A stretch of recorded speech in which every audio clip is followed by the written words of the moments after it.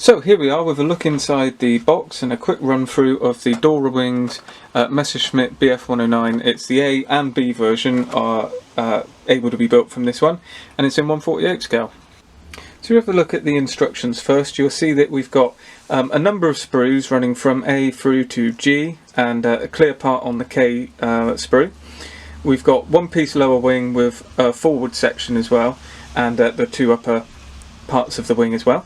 And we've also got photo etch, a piece of clear film, resin wheels and landing gear, and a few other small parts. So it's quite the package. There is also some film in here for masking the canopy.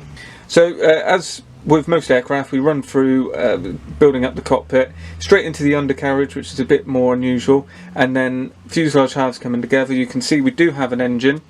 It's not really given in such a way that you can expose it, but I mean it is there, so you can do it. Horizontal stabilizers going on, and then the wing going on together. Undercarriage through, you probably wouldn't follow it quite like this. I don't know if I put the undercarriage on at this stage. Then canopy with some etch parts going on the inside, and then finishing off with wing slats and the propeller. Then we've got the marking schemes. So we've got 610, which is J88. In Spain, March 1937, that's a Bf 109A. Then we've got another A, which is 615. This one is the aircraft that got captured by the Republicans in Spain, so there's a nice option there if you wanted to go with that as well. So that's 615 from the same squadron. Then we run on to some Bs, so we've got a camouflage one. Well, we've got two camouflage ones actually. So we've got 627 and 636, both from 1938. And they're wearing ROM 62, 63 over the blue 65. So if we have a look at the sprues first, they all come in one bag, but it's a tight bag and it's a tight box, so it's not too much of an issue. So starting off with the fuselage halves, you'll quickly realise, if you know anything about these early 109s, you've pretty much got everything in here to be able to do the V4 right the way through to a D. You would have to do some modifications for a C and a D because there is releases from the actual parent company of this for C's and D's, and it's another little sprue, but the stuff that's on there you could actually make out of what you get included in here. So the early fuselage half is very much similar to the late one from the rear portion, but it's got a different engine at the front, and more importantly it's got a different air intake, and it's quite a noticeable difference, gives it some character. So on here we've got fine recessed panel lines. There's no inside detail on the sidewalls. We've got inserts for that, much like how Edward do it, and a few small parts there rear of the cockpit and the cockpit floor. And it's very nice detail. If we zoom in a little bit, you should be able to see the panel lines running through there and a few small hatches. Barely any flash. I suppose we're looking at a short run kit here, but it doesn't really suffer from many of the problems that other short run kits do. Then we've got the wings.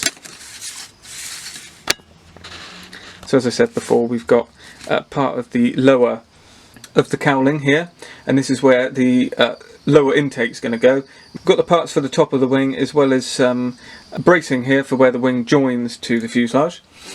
Again, fine recessed panel lining through here, and we've got a few small round hatches on the top there and similar on the bottom.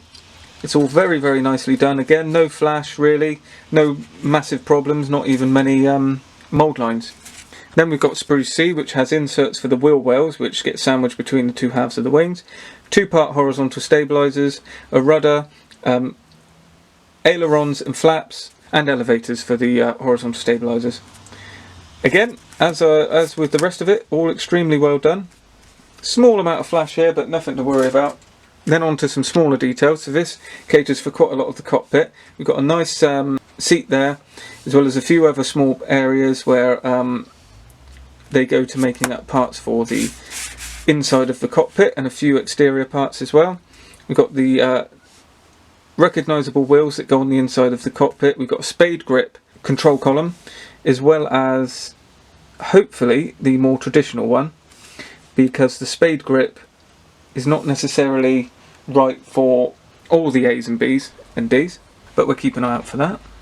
So next up we've got a small sprue. This is G, and this caters for the large two-bladed wooden prop. and we've got some different versions of the end of the cowling, as well as the back plate to the prop, tail wheel and exhaust stubs, which are very small on the A's and B's. They barely just poke through. Then we have sprue D here, and this caters for cowling panels with the machine gun grooves, a two-bladed metal adjustable pitch propeller, two-piece wheels, the air intake on the underside, the later style landing gear doors. Then we've got the long slats, which are recognisable on the A's and B's in the early variants, and then that was changed from the sort of C onwards. And then the clear part sprue, this was separately bagged. This is nice, depicting the early curved portion of the canopy, which was actually carried on through from the B up to the E. There is a part moulded onto the front of the windscreen here, so that's what we're talking about right here, this rectangle bit. And that's a raised piece on the outside of the windscreen. I'm not actually totally sure what that's for. I can't find anything in the references. Do please let me know below if you've got any ideas what that's for. I believe it's the rear part of the two pieces of glass on the gun sight. And that's a strange way of doing that, but I may be wrong. That may have been on the early ones, I'm not too sure. Then we've got the resin parts, and this is actually quite smart. This starts to show you some of what's actually going on here in this kit and how good it is. So we've got some nice resin wheels added with front and back detail, so that's useful. We've then got the early oil cooler, which was a very key feature to these early 109s, and it hangs from the underside of the wing, just near the wheel well. So that's a nice touch. Then we've got here, that's actually a crank handle and a few other small parts, including gun barrels, and I believe that there is a resin gun sight. So that's a nice touch. But this would have been very easy to overlook. This here is the early version of the landing gear doors. And the only real difference is that they're flat instead of being curved. So from the B onwards, they had this little notch taken out of them going upwards, but for the A, they were straight across the bottom. That's an extremely nice detail to have added to this kit. It shows you the level they've gone to try and get everything correct. And then lastly, we have a bag of bits here, which has got the decals, as well as the photo etch, which has got quite a lot of nice detail, including harnesses, instrument panel, and a few other small bits. And it's very nicely done. We've got the canopy masks here. We've got a piece of film there for the rear part of the instrument panel, and then you paint that white and that will show through. And then we've got the decal sheet. So this shows the marking options. You've got some nice strong detail there on the roundel, so that white looks very, very bold. So it shouldn't show through at all. We've only got a handful of stencil markings because there wasn't a ton on these. And then we've got the rest of the markings, and they look very good. They are in blocks of carrier film, so this 6, the roundel, and the 2 and the 7, that's in one big block, so you might want to cut around that if that's going to be an issue. But overall they look very good. I've seen them used online and they look to go on very nice with no issues. So there we go, that is the early Bf 109, the AB version by Dora Wings. Now this kit is a rebox completely, even with all of the extras, is a rebox of the AMG series of 109. So they did the A, B, C and D.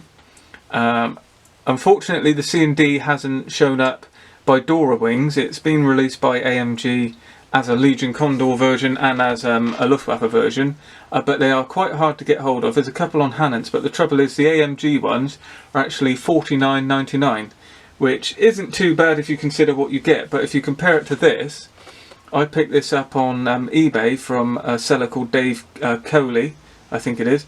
I'll put a link in the description below because it is that good, and they're £25 delivered. Or £26. It's not very much at all, so it's half the price of the other one.